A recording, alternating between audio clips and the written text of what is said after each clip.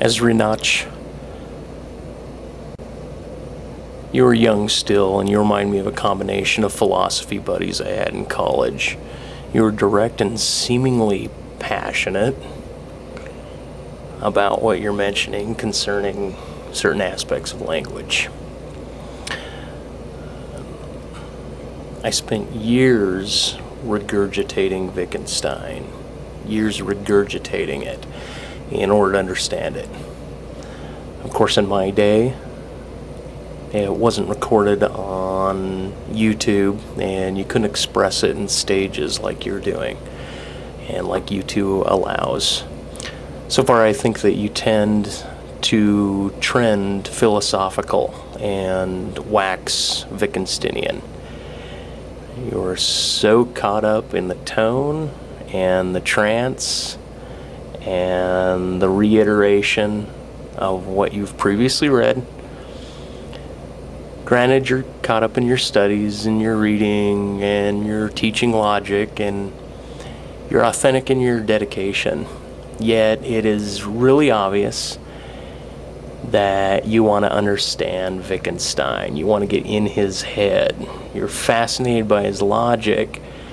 You don't talk too much about his philosophy. You move into the language like you know it. Now, his games, his rules, his way of life,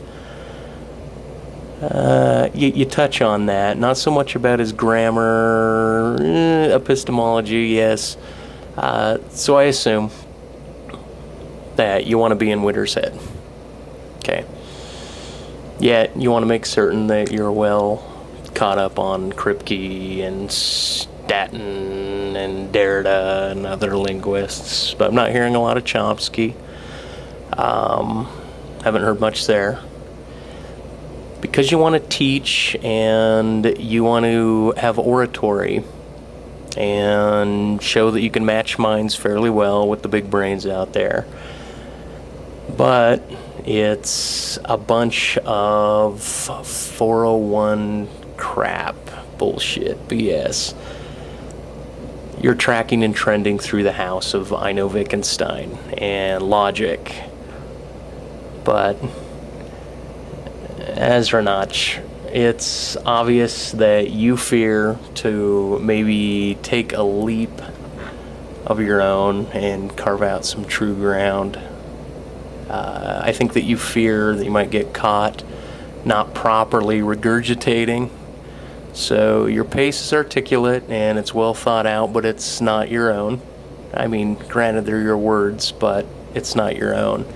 So while you're visually playing with your language game, your vomit there, you're pious nicely, covering the law of contradiction. You're tangling with originality. I notice no ramblage about a little law of the excluded middle, so you just touch on that briefly, but you don't play there. And the law of identity, I mean, all these that make up logic, you don't play there. It's always contradiction. Come on, you logic bitch. Work over some real goods. Authentic goods. Besides empty redundancy. What about the other classes of cases of words?